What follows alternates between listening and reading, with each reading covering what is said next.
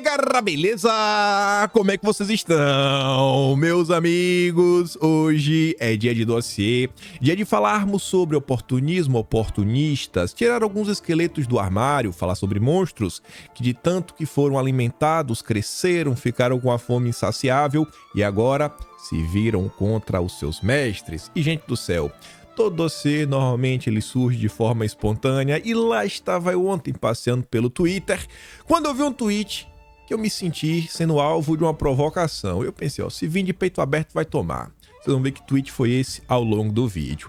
E aí eu fui juntando material, fui juntando coisa, o vídeo foi ficando longo, falei, ih, rapaz, as coisas estão começando a se conectar e virou um dossiê. E aí vamos falar de problemas na esquerda, problemas na direita, embate entre esses dois campos ideológicos e mais algumas coisinhas, né? A turma que corre por fora, a terceira via. Mas quero começar trazendo informações para vocês sobre a esquerda. Foi relatando um problema e ontem teve um comentário muito importante do manda-chuva da Fundação Perseu Abramo, a Fundação dos Intelectuais do PT. Só que antes quero trazer umas noticinhas extras, para depois falarmos sobre direita versus esquerda, alguns embates entre esses dois campos, e que eu acho que a direita vem tirando a melhor. Quero também falar bastante sobre segurança pública, para depois entrarmos, né, na verdade, abrirmos o armário para tirar alguns esqueletos, comentar algumas coisinhas, falar muito sobre oportunismo, e no final entrarmos sobre a turma que corre por fora e que tenta sempre estar de boa, independente do governo, o tal mercado. Saíram algumas notícias ao longo do dia de ontem sobre alguns temas que podem dificultar, criar problemas para todos os brasileiros comuns. Óbvio que a turma do mercado sempre sai ganhando no final do dia, mas o povo brasileiro precisa saber de algumas coisas. Eu acho que vai dar para comentar sobre tudo, mas se não der, próximo tema dá até para comentar amanhã. E vamos começar. Olha só, varejo em crise acelera fechamento de lojas em shopping.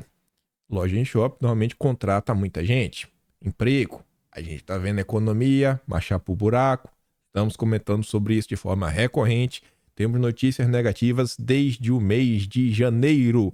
E quiser saber de forma muito resumida tudo o que aconteceu de forma organizada, você procurar lá no Atlas, eu acho que tem um subtema com o mesmo título em todos eles, que é Indicadores do Fracasso. É um tema só de notícia sequencial de fatos negativos da economia. Inclusive, a versão bonita do Atlas saiu nas últimas horas. A menina conseguiu terminar, estava trabalhando muito, teve um problema sério mês passado, mas entregou a versão bonita. Já estava a versão da basicona. Os shopping centers estão vivendo uma evasão de varejistas nos últimos meses. Só em agosto foram 127 lojas fechadas, segundo dados do Bank of America. Aí, nesse contexto, coloque essa informação extra. Estados elevam ICMS de olho no IVA após a reforma. O estado das coisas no Brasil já está difícil. O dinheiro já não está cabendo, né, para a quantidade de coisas que as pessoas precisam comprar. Lula propôs uma reforma tributária que nem mesmo foi aprovada e já está gerando o aumento de impostos. O aumento de impostos nos estados ele foi motivado pela aprovação na Câmara da reforma tributária, o indicativo que ela deve passar. E deve criar o novo IVA, que deve ser um dos mais caros do mundo, e a turminha dos estados, que não é besta nem nada, o que é que eles estão fazendo? Ó? Com o objetivo de garantir uma base de cálculo mais robusta para rateio do IVA após a reforma tributária, alguns estados estão aumentando significativamente a sua alíquota modal de ICMS, depois da onda de reajustes no final do ano passado. Então, vamos mudar agora, vamos botar, porque na hora que tiver lá a conta do IVA, a gente não ficar de fora da festa da fruta do PT. Então, a economia tendo pro buraco. E a economia é uma coisa que eu acho que impacta todas as pessoas. É uma medida que quando você faz algo certo, todo mundo está ganhando. Não fulano, cicrano, beltano, classe A, classe B, classe C, classe Y, né? Pessoas que se identificam como tal, que se identificam como aquilo. Não, a economia é bom para todo mundo. Em tese, é uma medida social. Está ligado ao social, nada muito identitário. Eu já estou começando a colocar essas palavras de maneira proposital. Vocês vão entender por que já já. Aí veja. Governo quer votar piso menor para a saúde em 2023 e compensação a estados no Senado até o fim da semana. O líder do governo disse que projeto é prioridade depois da aprovação do desenrola. Lula, durante a campanha, pediu às pessoas que votassem em deputados da turma do Lula para garantir o piso da saúde. E agora? A esquerda cada vez mais se afasta da agenda social, focar numa agenda identitária. Aumento de gastos do governo está acima da média do mundo emergente. E que gastos são esses? Que a gente fica se perguntando. Os gastos realmente que deveriam ser focados na melhoria social para os mais pobres, estamos até agora se perguntando, né? Onde é que está? Você olha um governo que estava discutindo a possível compra do Aerolula de 400 milhões. Isso é uma notícia ontem, eu nem coloquei aqui, sobre a reforma de um lugar que o Lula normalmente tira férias, 3 milhões. Olha quanto o Lula gastou, né, na reforma do Planalto, numa caminha, numa mesa, no sofá. Quanto lá não gasta quando vai lá fora. Cartão corporativo. Então, para um governo que precisa cortar gastos, será 38 ministérios. Esses são os caminhos. Não tem dinheiro para o piso da saúde, mas para outras coisas parece que não falta. E aí você junta tudo isso, e seria muito interessante se vocês tivessem visto o vídeo de ontem. Quem viu vai entender isso aqui com a outra profundidade. Alberto Cantalice. Antes de falar sobre o que ele disse, é o post que eu falei já na introdução, ele é membro do Diretório Nacional do PT e diretor da Fundação Perseu Abramo, a fundação dos intelectuais do PT. A turma que cria o plano de ação para 2, 3, 5, 10, 15, 20, 30 anos. Realmente, é quem pensa, quem monta as estratégias e quem tenta ganhar. O Alberto Cantalice, ele traz, né, ali o print da notícia que a gente comentou em vídeo ontem, falando que pauta de costume que fisgou Lula na eleição se infiltra na esquerda, não só no Brasil. Que foi o que eu falei, a questão da agenda woke, a agenda identitária, está em todo canto. E olha qual é a preocupação do Cantalice. Há um movimento para trazer a pauta de costumes como central nas preocupações políticas do país. Não é? Mas como assim não é? Se o Lula está dando prioridade para isso, deu para se eleger. Os setores neoliberais, ao não terem resposta para a precarização do trabalho e pela ampliação da desigualdade social, jogam essa isca para as esquerdas. Foram os neoliberais. Olha só, a esquerda foi enganada pelos neoliberais. A agenda identitária agora é direita, né? Vai falar que foi a direita. A nossa pauta sempre foi a pauta do povo. Vendo as últimas notícias sobre a economia, sobre o que a turma do Lula está fazendo, parece que é uma agenda a favor do povo? Parece que estamos vivendo num país governado para ajudar o povão? Lutar contra a miséria, a precarização do trabalho, o desemprego, a mobilidade urbana, a segurança pública, saúde e educação de qualidade. Pô, a gente acabou de falar de saúde. O piso da educação também está no pacote, né? Para tentar, não paga esse ano, joga para o ano que vem. Segurança pública tá um caos. Mobilidade urbana não tem. O novo PAC não é para melhorar a mobilidade urbana, é para colocar ônibus elétrico. Aí fica difícil, né? Aí fica difícil. Mas o discurso não para em pé. Isso daqui, gente, ó. Direitos inalienáveis não se discute, são constitucionais. A esquerda raiz está clamando, pelo amor de Deus, abandona essa agenda. Deu errado. Deu errado. O filme lá, Sounds of Freedom, ontem foi um caos no Twitter. A esquerda tava arrancando os cabelos, que até o Peter Jordan, que é um criador de conteúdo, um cara muito mais à direita, mas não é um cara politizado, não é um cara que fala de política, não acho nem que seja um bolsonarista nem de perto, mas ele estava sendo atacado por causa disso. Aí imagina as pessoas comuns que viram o vídeo, o filme, né? Sabem do conteúdo que se trata, vendo aquilo ali e falam, rapaz, vai acabar, aos meus olhos, gerando o efeito Tropa de Elite. O Tropa de Elite, vocês devem lembrar, né? Acabou até, acho que, gerando no imaginário popular o capitão, né? Foi eleito lá em 2018. A turma gosta daquilo ali. É a agenda que cola no coração do povo. Essa agenda está cada vez criando mais problemas para o Lula. E não tem como ele agradar todo mundo, e vocês vão ver. Falei, né? Falei ontem. Mas quando eu falo, eu sou louco. Então, trouxe uma cientista política. Ela avaliou que Lula pode até sofrer consequências eleitorais se não promover a diversidade, ou seja, a agenda identitária. O Lula está numa encruzilhada. Tá numa encruzilhada. Ele não tem. Ou ele segue um caminho, ou ele segue o outro. Ele não vai conseguir agradar essa esquerda raiz e o povão e os identitários. Ele vai ter que escolher o lado dele aí. Vai querer estar no colo da Globo, dos artistas, do Beautiful People, do Biden, ou vai voltar pra base, como dizia o Mano Brown? Não tem como ele vencer essa. Não tem como ele vencer esse ponto. A turma, o woke, eles não vão abrir mais. O monstro cresceu e dominou.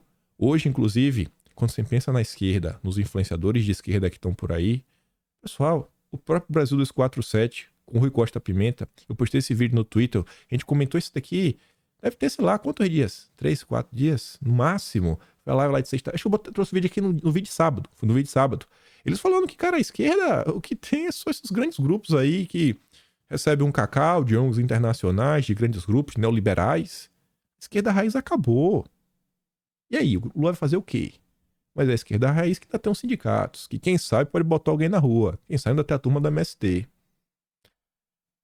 Ele tá perdido. Aí você vê uma grande representante dessa ala progressista, senhorita Janja. Entre quem conhece a Janja, só 22% acham sua atuação positiva. Tá demais.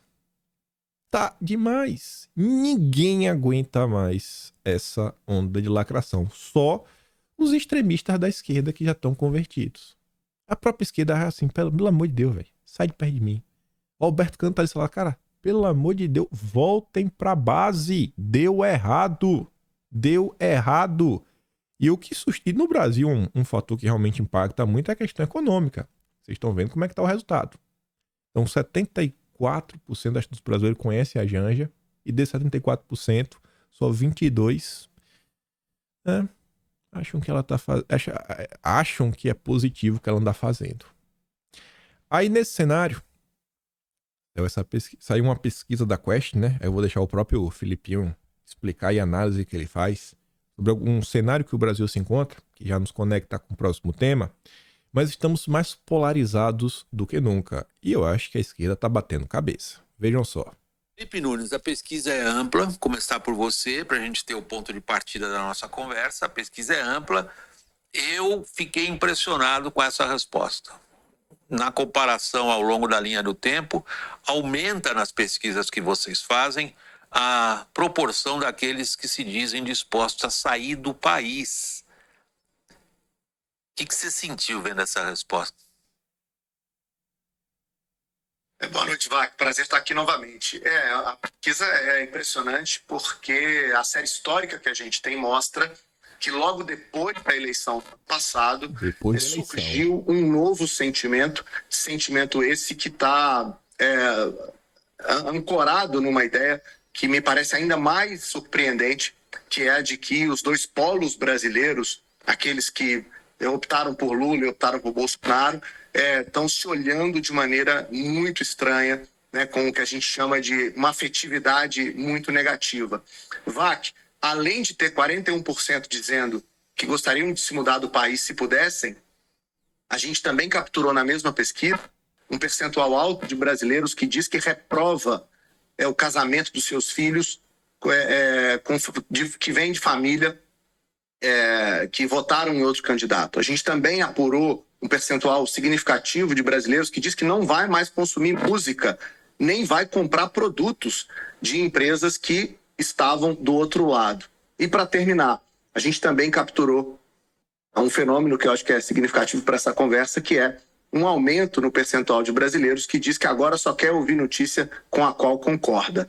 Tudo isso, Vac, a gente tem chamado de calcificação política brasileira e me parece um cenário bem complicado, né, para dizer o mínimo, pensando no futuro da democracia aqui do nosso país.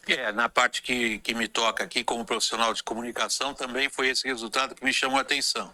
Uma quantidade significativa do público dizendo que só vai procurar fontes de informação, mídia convencional ou não, que corresponda à sua própria opinião política. Bom, uma coisa é certa. Eu acho que esses dados aí, eles representam muito mais o comportamento da esquerda do que da direita. Da mesma parte, do mesmo jeito que o Vac falou, né? Na parte que me compete, nós só trazemos aqui notícias da grande mídia. Globo, Folha, CNN, Veja, Metrópolis, Estadão, Poder 360, UOL, Bastidor. Então assim, né? Estamos por vocês, irmão. Então eu acho que a direita tá muito mais desperta, muito mais disposta a ouvir conteúdo. Uma coisa que eu dificilmente percebo na esquerda do que eu acompanho, e é que eu acompanho com bastante frequência, né? Pra dizer que tá o debate público lá, é que é raríssimo em um programa deles, seja da turma do Brasil 47, turma do PCO, a turma do Descendo do Mundo, Revista Fora, é raríssimo eles comentarem sobre alguma matéria que saiu na imprensa, a não ser que seja realmente muito útil na narrativa deles, ou que eles realmente precisam entrar em campo para defender o Lula. E da direita, esquece. Mas, assim, esquece. Só se tiver alguma coisa que eles possam criticar, um tweet de alguém, mas trazer conteúdo, não, jamais. Ou assim, sem querer falar nada, né? Mas eu fiquei até surpreso quando eu vi um tweet meu, trazendo lá os vídeos do Pepe, é porque eu peguei um programa da esquerda, que foi no jornal GGN do Nassif. Aí tava lá a entrevista do Pepe Escobar com o cara lá, eu coloquei em vídeo, criei uma confusão, eles não comentam. Eles estão fechados numa bolha que eles acham que eles são 100% certos, etc, tudo mais, só notícias dos blogs deles, e estão perdidos no tempo. E eu acho que a direita vem crescendo, vem ganhando terreno, vem crescendo, vem ganhando terreno. Acho que uma coisa que dá para apontar como prova é a vontade dessa turma de regulamentar, né, as redes, e sempre sob a justificativa que a direita está demais. Porque a direita possui alguns métodos, que isso, que aquilo outro. Eu acho que esse comportamento de intolerância, ele é muito mais presente na esquerda do que na direita. Não sei. Mas vamos continuar. Problemas aí que o Lula vai ter que resolver. Cedo ou tarde vai dar errado. A única coisa que ainda consegue manter esses dois grupos minimamente unidos, eu digo, esquerda raiz e os wokes, os identitários, é o Lula. Acabou o Lula, gente. Pessoal, olha como tá os ministérios. É notinha, nas últimas, sei lá, 48 horas, deve ter saído assim umas 15 notas que você lê e você vê que, nossa, aqui é uma nota plantada. Ou é pela ala do Dirceu, tentando sabotar o Dino para emplacar o Messias, ou a ala do Dino tentando botar alguma nota do Messias, do Bruno Dantas, para também dar aquela sabotada. Uma tá... Assim, olha só, ainda quando bem na PGR. Olha, o Gonê elogiou o Moro na Lava Jato. Não, olha só, o Picuinha falou isso. Não sei quem falou aquilo. É o tempo todo um queimando o outro. Pra ver quem vai ser indicado pelo Lula. O petista é Raquel, rachar o ministério do Dino. Ele sendo indicado ou não, Raquel rachar, me dá um pedaço. É assim, gente. Sem o Lula, essa esquerda que tá aí vai rachar. Eles não têm capacidade de ter um senso único. Porque diferente, por exemplo, dos Estados Unidos, que tem alas diferentes, lá só tem um partido, que é o Partido Democrata. E no final do dia vai ter a prévia. Fechou a prévia, bateu o martelo, é esse. E no Brasil, tem vários partidos. Aí não vai ter prévia, aí vai ter o vamos ver das eleições. É porradaria pra tudo que é lado. Então, acho que o cenário pra esquerda tá ruim. Mas vamos continuar. Porque, assim, tá ruim em certos aspectos, né? Porque ele continua tendo amplo apoio do consórcio, tem muita gente na máquina pública, né? Todo o establishment ao seu favor. Então isso daí pra mudar ainda vai levar certo tempo. Mas, ontem, teve esse triste vídeo, que ele é tão triste que até me fez ficar um pouco feliz, né? Porque o ódio dos jornalistas da Globo News, eles também são responsáveis pelo esse sentimento, né, de intolerância, de tristeza que as pessoas vêm nutrindo nos corações, porque o Otávio Guedes, ele teve a cara de pau, eu não vou deixar ele falar, não vou botar aqui o áudio dele, que é minha Nossa Senhora, mas tá ali o resumo do que ele falou. Mais do que direita e esquerda, vejo também o embate entre o Estado laico e o Estado religioso. O conselheiro tutelar é um auxiliar da escola pública e o parceiro das escolas são os conselhos tutelares. É um trabalho fantástico, só que o trabalho de um estado laico. Só que é o trabalho de um estado laico. Não tem que levar a sua fé. A questão religiosa tem que ser debatida sem medo nesse país, porque há um medo de parecer preconceito ou contra determinada religião. E vejo pastores que pregam o evangelho do ódio. Ele não sabe, ele não quer um Estado laico, ele quer um Estado ateu. Um Estado laico é onde as pessoas podem professar a sua fé, a fé que quiser. E o Estado não tem uma religião oficial. Isso é um Estado laico. Mas ele não, ele quer um Estado ateu. Ele quer proibir. Ateu não, né? Eu acho que é depender da religião, o Otávio Guedes é de boa. Olha pra isso daqui. Eu acho que os parlamentares poderiam criar, inclusive, uma frente parlamentar, não uma comissão, não, uma comissão temporária de intolerância religiosa. Convém da turma da Globo News aí, bater um papo, leva lá, convida, prestar esclarecimentos. Não é possível, velho. Não é possível que vai continuar desse jeito. Mas para eles estarem nessa gritaria, nesse chororô, porque a eleição do Conselho Tutelar, né? Eu acho que foi um show. Foi um show. Falei ontem, falo de novo. Queria eu poder ter prestado atenção nisso e convocado, incentivado as pessoas a irem. Eu nem comentei sobre o tema.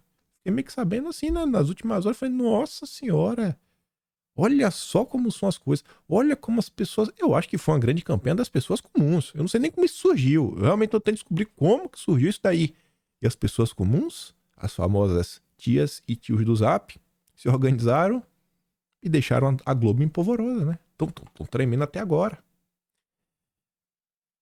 Conservadores escolhem deputada grávida para relatar Estatuto Nascituro.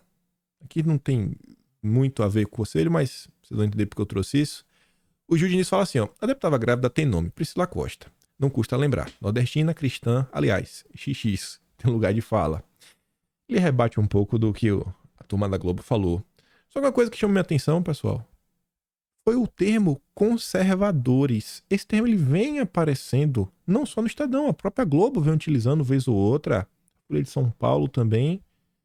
Eu fiquei surpreso, porque até então só existia a ultradireita, e quando não era ultradireita, era extrema-direita. Agora tem os conservadores, vejam só.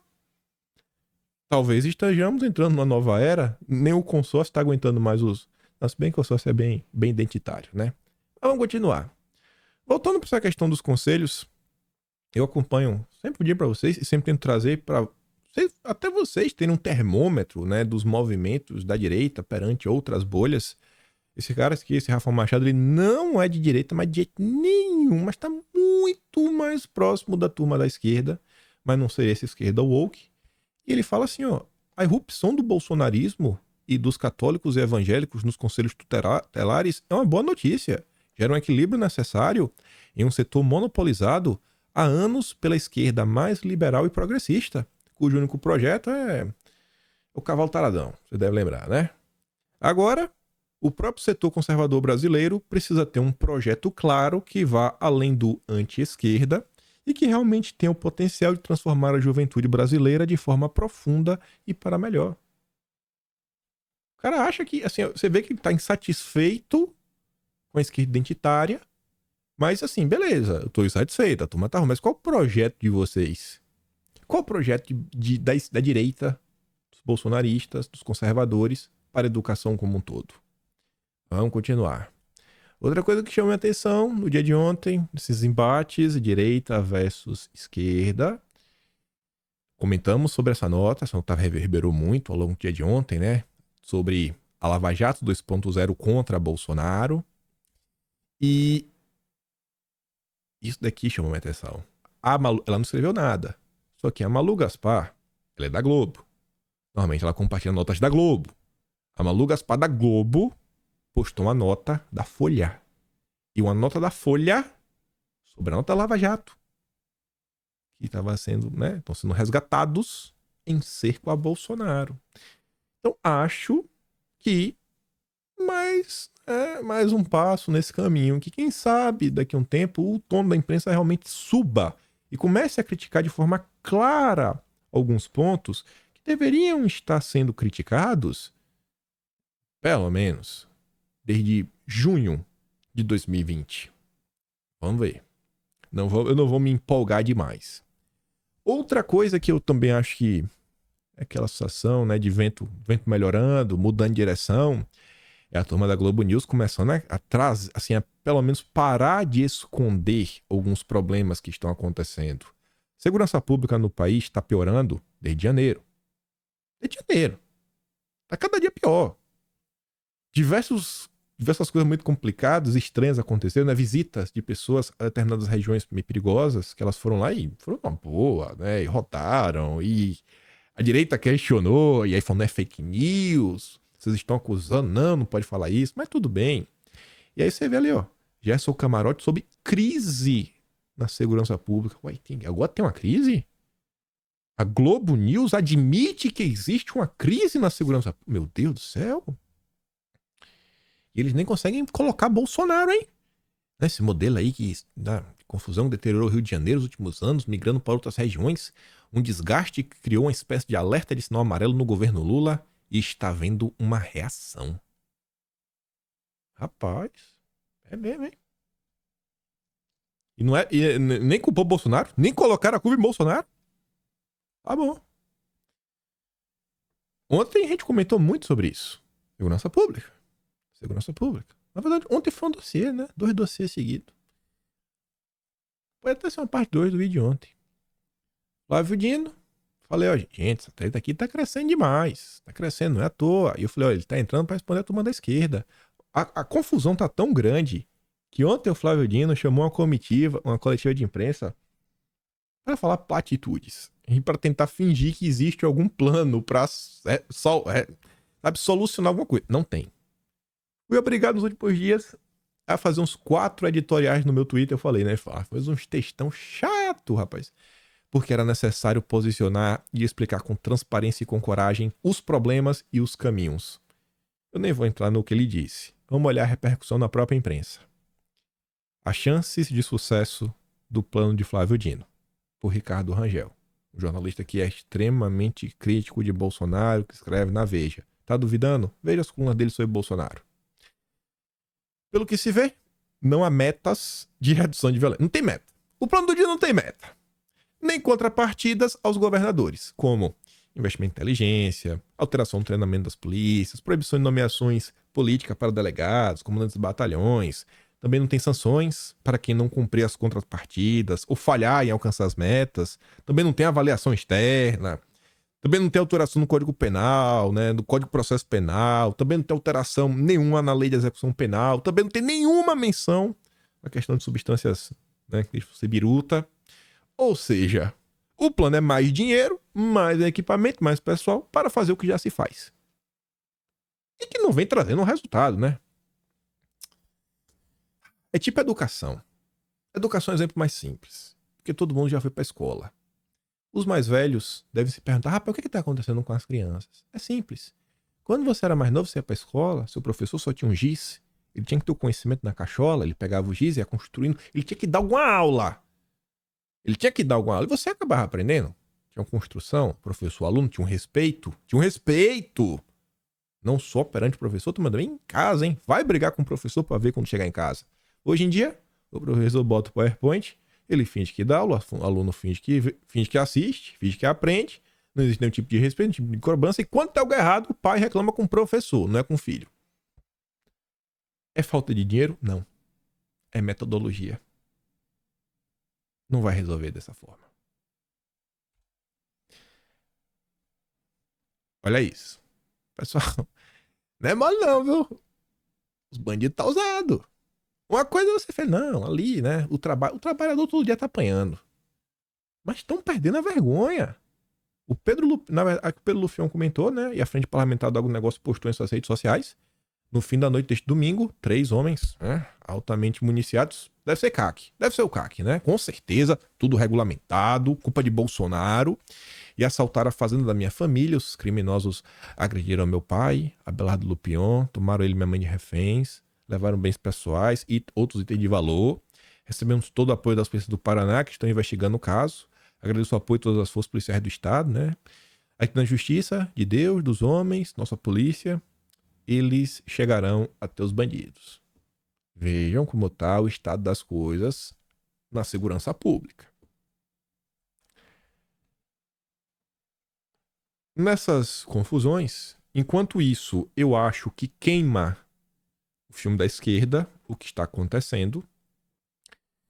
E eu acho, enquanto a questão do Conselho Tutelar, eu acho que também queima o filme da esquerda, né? Aquele tipo de reação da imprensa, a reação do ministro também.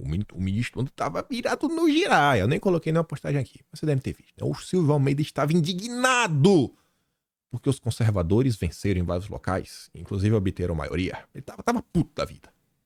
Puto, a esquerda perdeu. Eles não estão acostumados a isso.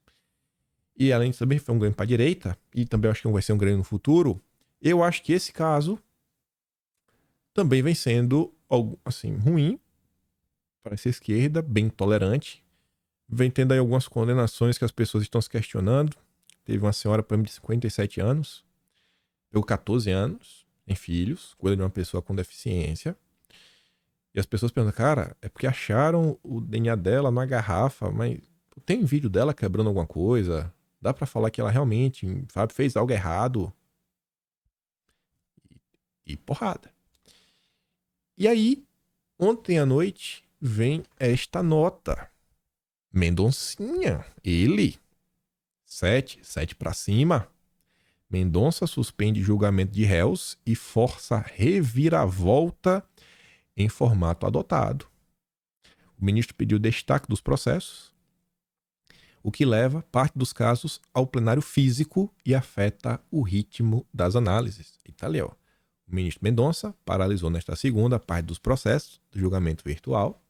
A decisão na prática leva casos para discussão no plenário físico e provoca uma reviravolta na estratégia da corte de agilizá-los.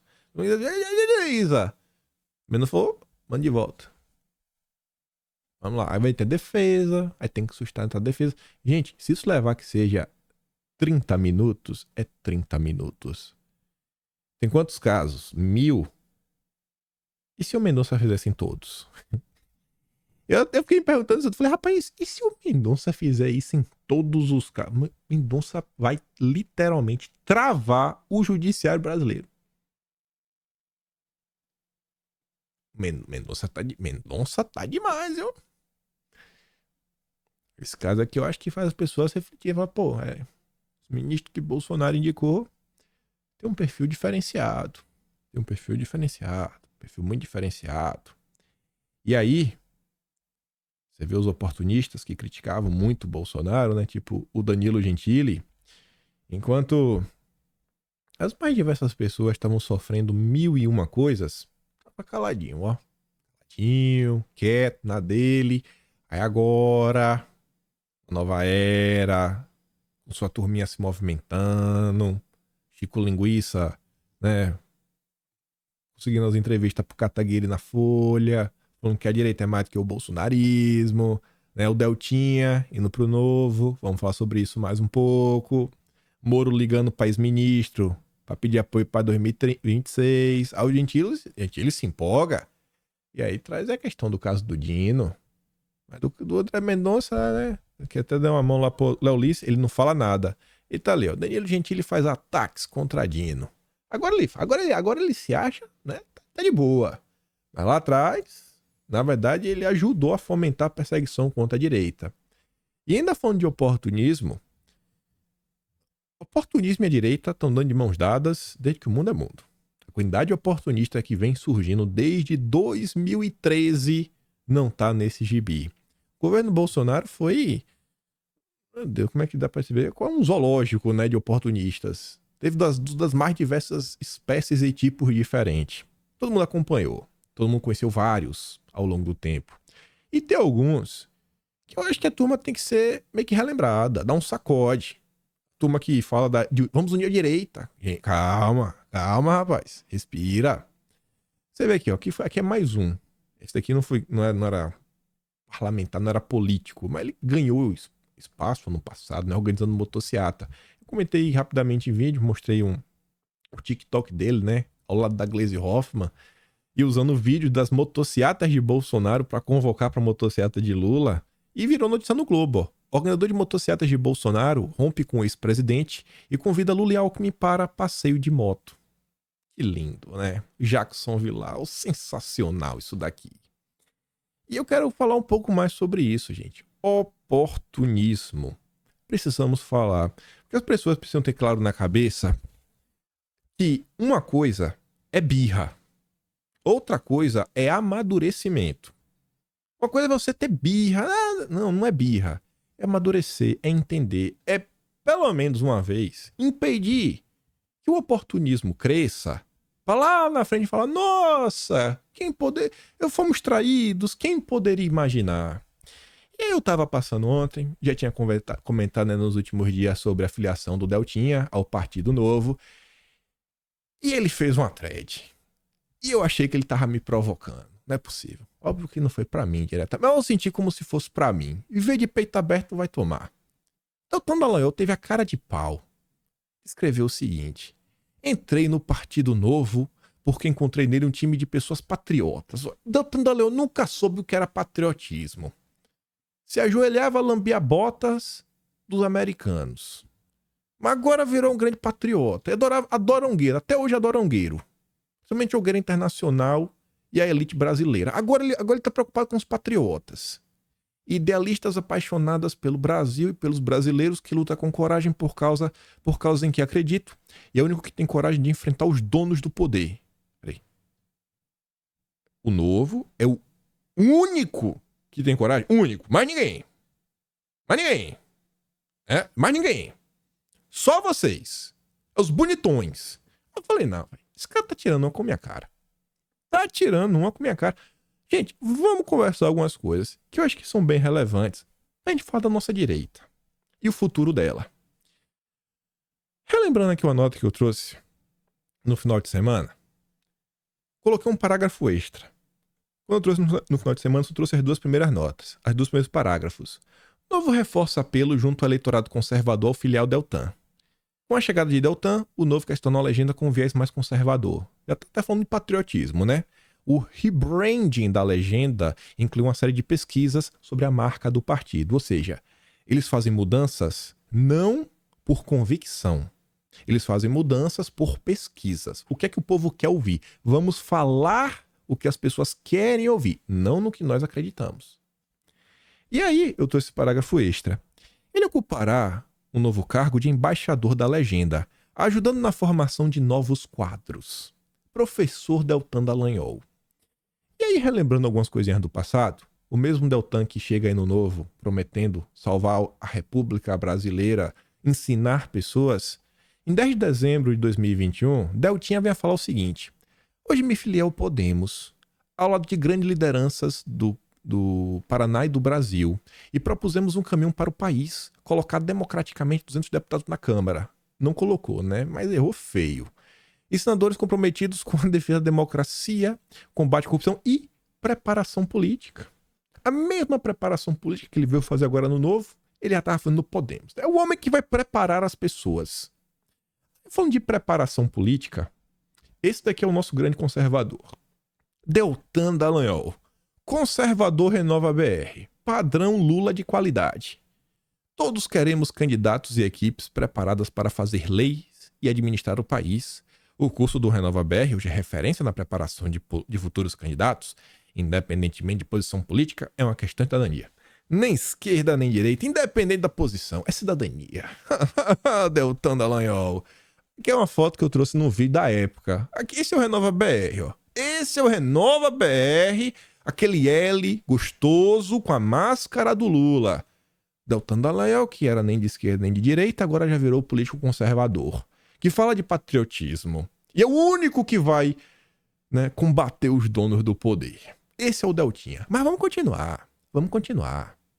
Ainda sobre o Renova BR, o Deltinha gosta desse grupo. O Renova BR foi criado para incentivar a renovação da política e pela primeira vez na história ofereceu formação aos políticos que vão assumir o cargo em 2019. O fundador Eduardo Mufarege foi indicado ao prêmio Faz Diferença do jornal O Globo. E ainda dá pra... Nossa, ele fez campanha pro Mufarege. Pô, Renova BR, paguei o prêmio da Globo. Que lindo. Só que foi...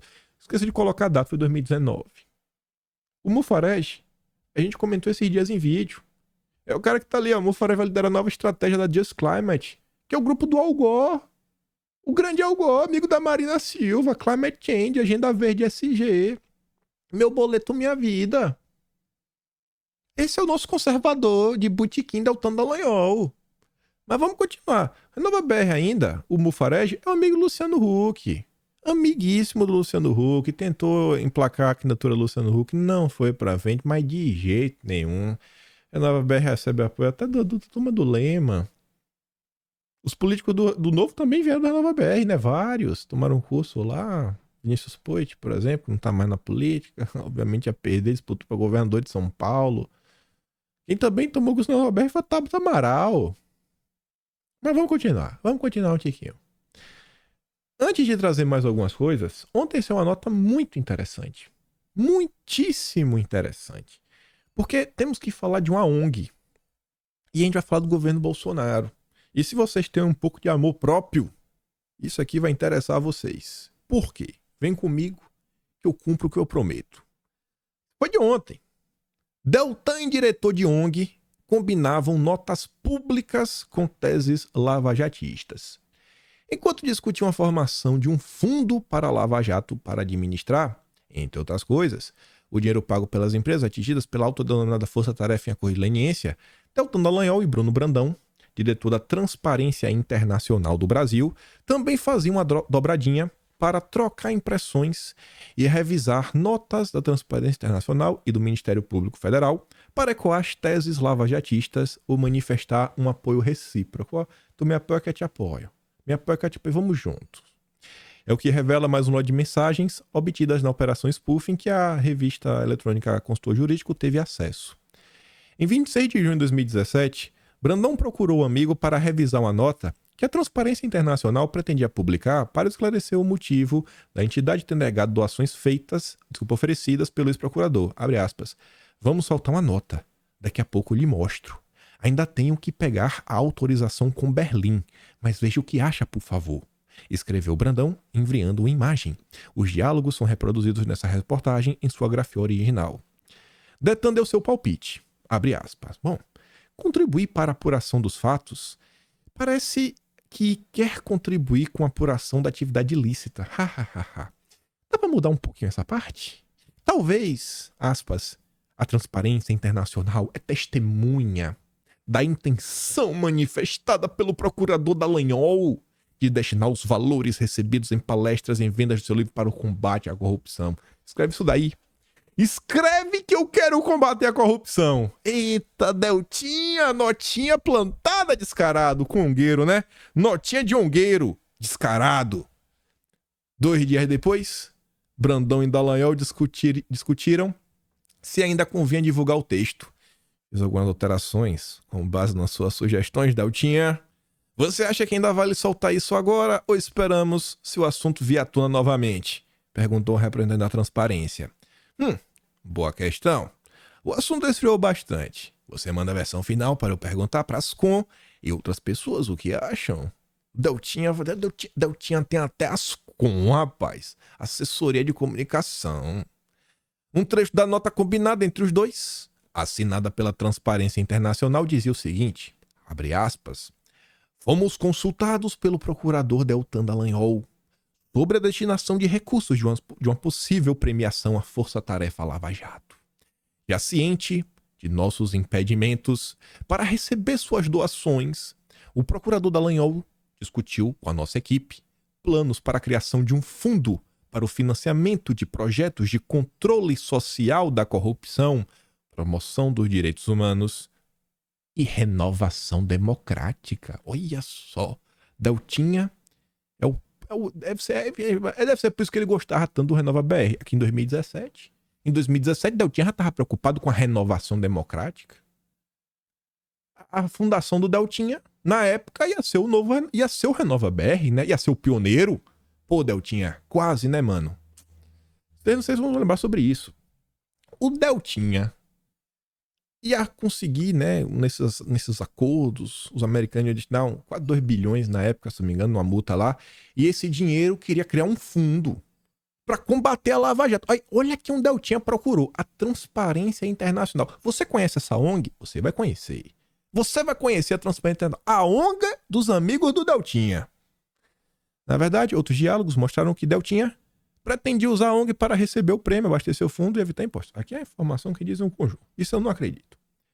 No dia 22 de agosto de 2017, os dois comemoraram o arquivamento de 2 representações disciplinares, quanto então chefe da Lava Jato, pelas palestras remuneradas que ele proferia. Foi demais.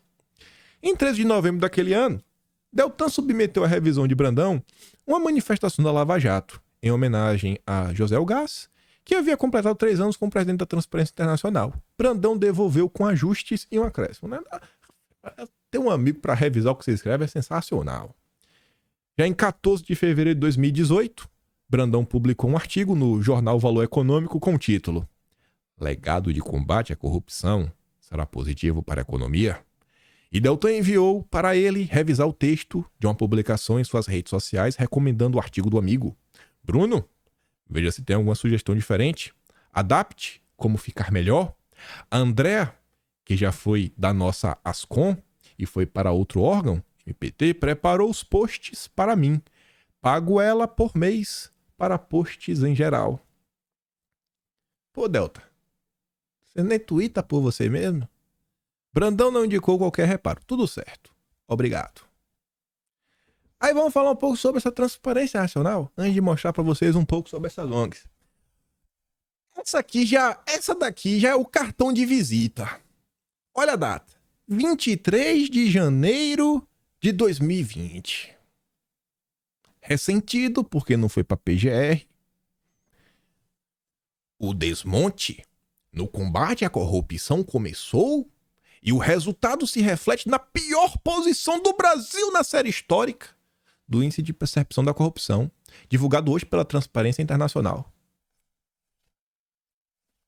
Vocês querem me fazer acreditar que em 23 de janeiro de 2020, segundo ano do governo, início do segundo ano do governo Bolsonaro, mal tinha acabado o primeiro ano, o Brasil vivia o seu pior momento em relação ao combate à corrupção. O Brasil vivia o pior momento. O Brasil viveu o pior momento no início do segundo ano do governo Bolsonaro. É sério. Essa é a Transparência Internacional do amigo do Deltinha. Aí o mesmo Deltinha, em 2022. A Transparência Internacional Brasil é clara sobre o motivo do fracasso do Brasil. Vamos ver qual é o fracasso. O país sofreu retrocessos no arcabouço legal e institucional anticorrupção do país, por força de ações do governo federal. Pronto. A culpa do fracasso do Brasil é de Bolsonaro. Pô, Bolsonaro. Caraca, bicho. Para, Bolsonaro. Destruiu o Brasil, véio. Foi Bolsonaro, gente. O fracasso do Brasil foi Bolsonaro. Aí. Foi Bolsonaro. Mas depois não. E também do Congresso do Judiciário, que vem denunciando desde 2019. Né? Ele é o paladino. Ele é o único que luta contra os donos do poder. Aqui vocês conhecem a Transparência Internacional. Uma imagem. Não mais do que isso. Eu duvido que precise de mais para conhecer o que é a Transparência Internacional. Vocês conhecem alguma ONG que está do lado do Brasil, que tem como seus financiadores Foundation Open Society Institute? É a Fundação Open Society. O Soros. Vocês conhecem alguma ONG a favor do Brasil que recebe dinheiro do Soros? Vocês conhecem alguma ONG a favor do Brasil que recebe dinheiro da Fundação Ford? Vocês conhecem alguma ONG a favor do Brasil que recebe apoio da Gordon Betty Moore Foundation, que comentamos, não deve ter nem 2 meses, num desdobramento da CPI das ONGs, onde a turma do Intercept, que o Delton deve ter pesadelos quando deita, junto com o Joio e Trigo, soltou uma nota contando como executivos de grandes bancos estavam por trás da proposta, né, que a FEBRABAN implementou aí para gerenciar empréstimos para frigoríficos, etc. tudo mais. É a ONG que patrocina a Super ONGs. Ela passou todas. Até a WWF, Gordon Betty Moore Foundation. E um desses executivos, desses grandes bancos, era Program Officer da Gordon Betty Moore Foundation. Você conhece alguma ONG a favor do Brasil que recebe dinheiro da Luminate? Do Pierre Omidyar? Tem um grupo que trabalhou ativamente para combater mentiras e desmonetizar, né? Pessoas que compartilham mentiras que a turma da Luminate também gosta.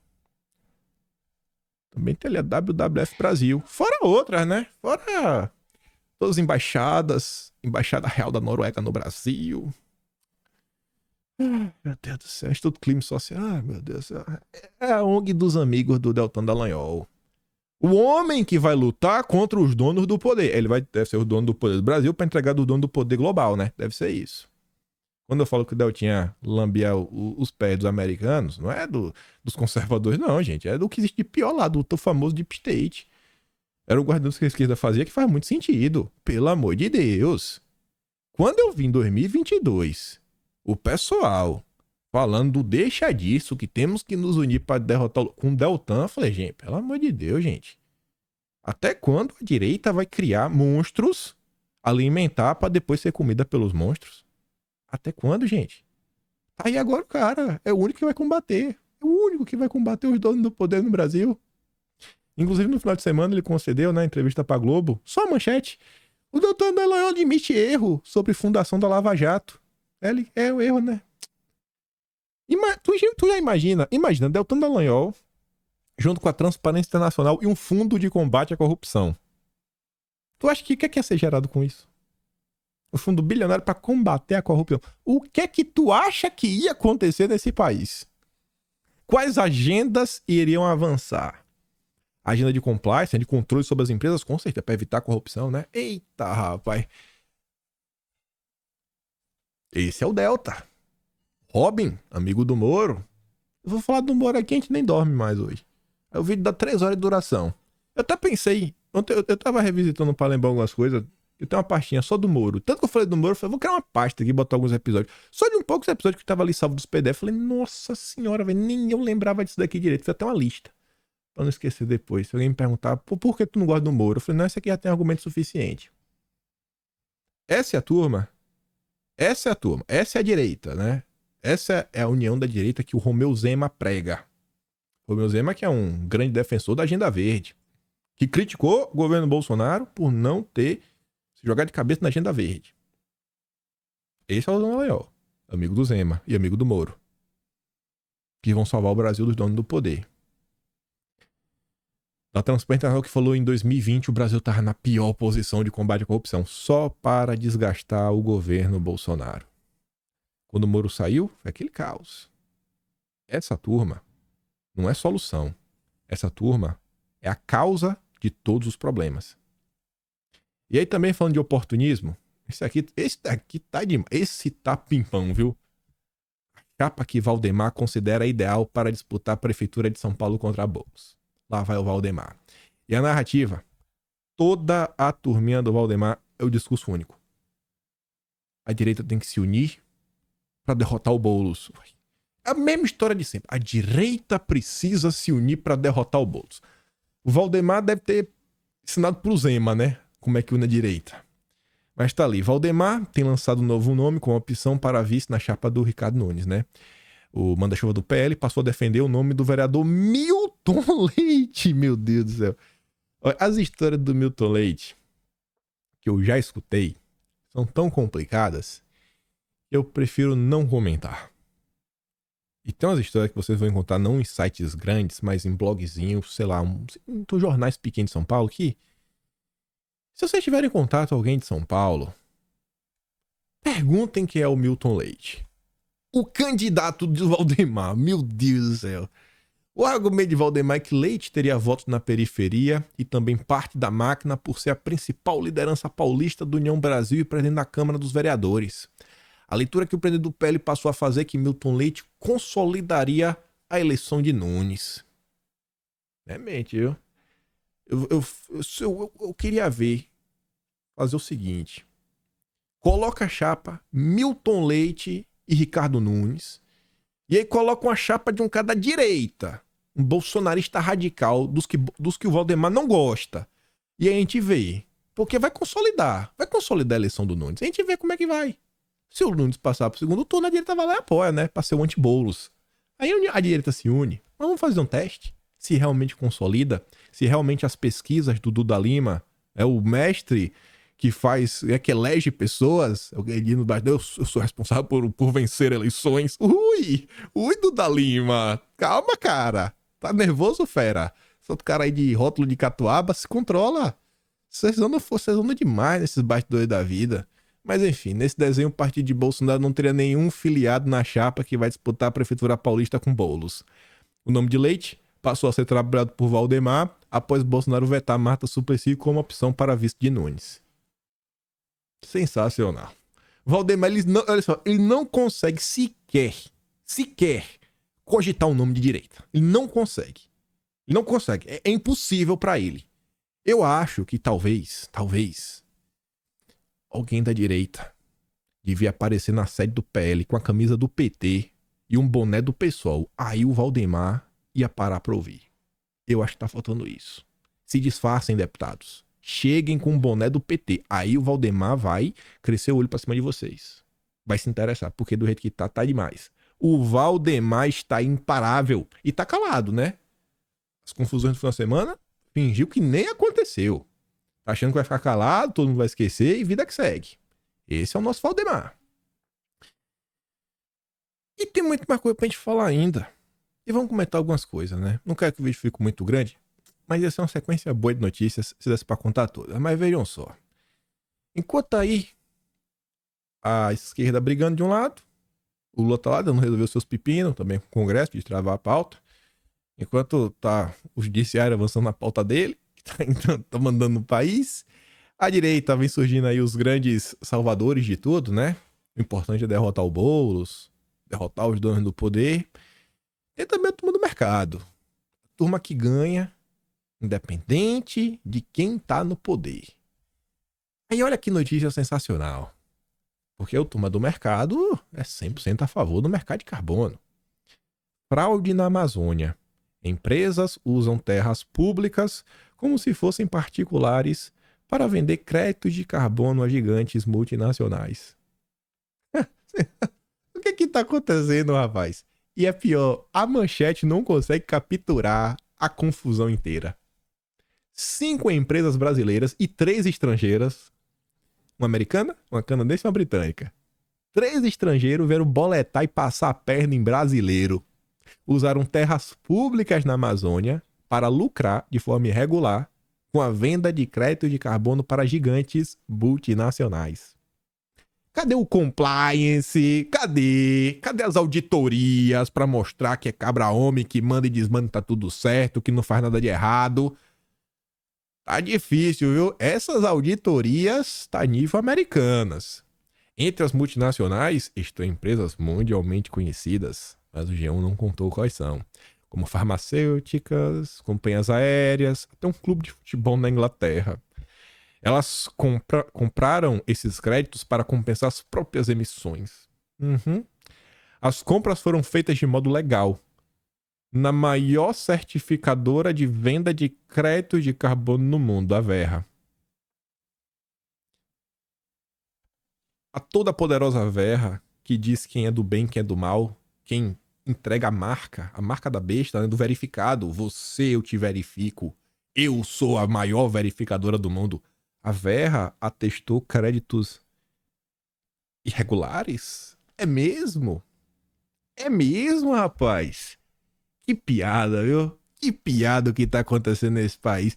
Pior que a segunda nota. A gente comentou uma que no mês de agosto, do Estadão, comentando que 99% dos créditos da B4 foram também lixo. Lixo que não dá pra comprovar, que o crédito vive um monte de confusão.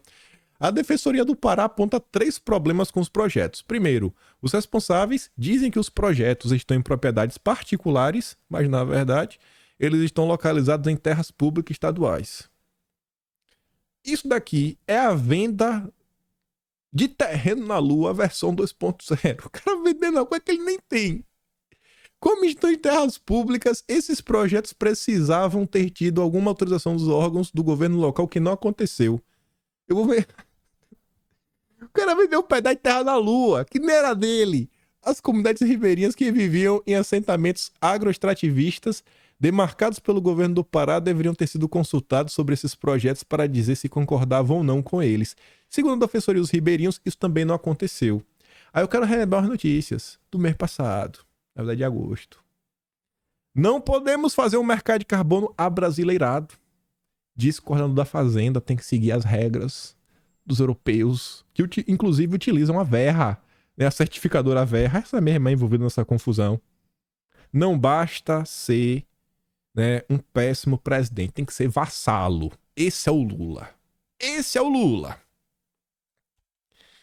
Empresas terão de comprar direito de poluir, afirma o coordenador da Agenda Verde, né, o Rafael Dubeux, em entrevista pro Estadão. Aí uma pergunta. O Brasil hoje não tem uma certificadora para esse setor. Mas tem a Verra, né? Tendo a Verra tem tudo. A gente usa em geral certificadoras internacionais. A Verra. Hoje há 3 grandes certificadoras no mundo, mas é um mercado aberto. A gente gostaria, inclusive, que houvesse uma certificadora brasileira, mas é necessário, né, também. Tem um órgão que diz que essa certificadora é confiável. Tem que ter um órgão para falar confiável, porque a Verra, que é confiável, não é confiável. Imagine, então, né, como é que vai ser as coisas no Brasil. Esse é o tal mercado de carbono. Quem vai ganhar? Eu não sei. Não sei. Eu já falei que eu queria comentar isso daqui na sequência, que ia encaixar muito bem no vídeo. Eu vou trazer só uma notícia. Só uma notícia. Só uma. Que ia encaixar muito bem. Essa daqui, ó. Empresas querem mercado de carbono regulado, mas ainda esperam ajustes em projeto de lei. Vocês querem me convencer que as empresas querem ter um custo extra? Bom, elas podem comprar se elas quiserem. Ninguém impede elas, porque elas têm que impor o mercado para todo mundo. Por que as empresas têm que impor um mercado para todo mundo? Cara, vai lá e paga. Não é coisa boa, vai lá e paga, pô. Vai lá e paga o teu. Paga o teu e seja feliz. Agora, por que tu quer pagar e tu não quer forçar que os outros paguem também? Me diz. Uma pesquisa realizada neste ano mostra que 9 em cada 10 empresas brasileiras têm motivação para poluir menos. Mas dizem que o maior desafio é a falta de regulamentação clara sobre o assunto. Faz o teste. Hoje, se você for na rua, você entra em 10 lojas.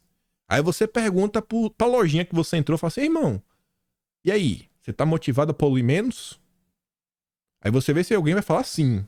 E dos que falam sim, você vê se algum tá falando que o problema é a falta de regulamentação clara sobre o assunto. Mas não, 9 a cada 10 empresas estão preocupadas com isso. Confia no mercado. Se não temos um mercado regulado, teremos uma dificuldade imensa para continuar mantendo relações de comércio com outros países. Com certeza, né? O mundo não consegue alimentar todo mundo sem o Brasil, não consegue, mas a gente precisa do mercado de carbono para poder avançar. Não. E quem discordar é maluco. Quem discordar é maluco. Maluco, não. Confia no mercado. Ainda vem aqui, ó, o famoso FMI.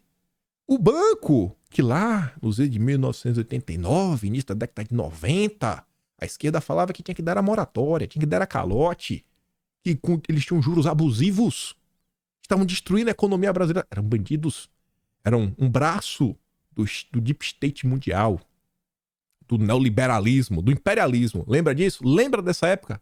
Lembra do que o seu professor de história comentava? Pois bem, esse mesmo FMI diz que o Brasil é o país emergente mais proeminente na discussão sobre o mercado de carbono. E acho isso muito bom. E ainda fala o seguinte, ó. A medida tem de ser combinada com outras iniciativas em prol ao combate às mudanças climáticas. Como exemplo, citou o Canadá, onde as receitas obtidas com o mercado foram reinvestidas para tornar o sistema politicamente viável.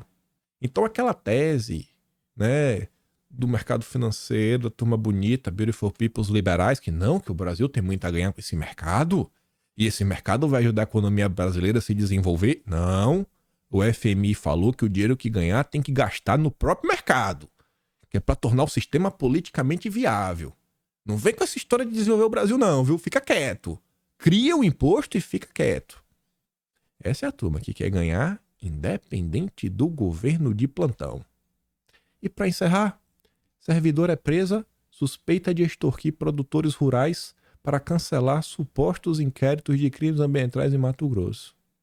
Vítimas eram chamadas até a delegacia, onde a mulher atuava como escrivã para cobrar valores. Em troca, ela não daria continuidade nas supostas investigações contra eles, que na maioria dos casos nem existiam.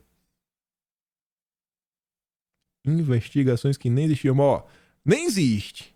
Mas se tudo rolar certo, ela continua sem existir. Esse é o Brasil. O Demagogia do Primeiro fala assim, ó, o mercado de carbono e política ESG é basicamente isso daqui. Tem essa aqui, recomendo depois. Então, estamos num momento ótimo para os oportunistas. Todo mundo tá querendo ganhar uma coisinha. A única coisa que a gente não comentou no vídeo hoje foi que o povo brasileiro não tem espaço. Esquece. O povo brasileiro não tem espaço na política. Não tem. Ninguém gosta deles. O povo quer anos de distância. O cantalista tá preocupado, né?